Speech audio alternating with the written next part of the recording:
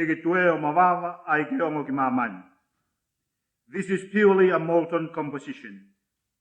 In the chorus, he takes up the fourth gospel's idea of the word becoming flesh, saying, Hallelujah, God has become a human being.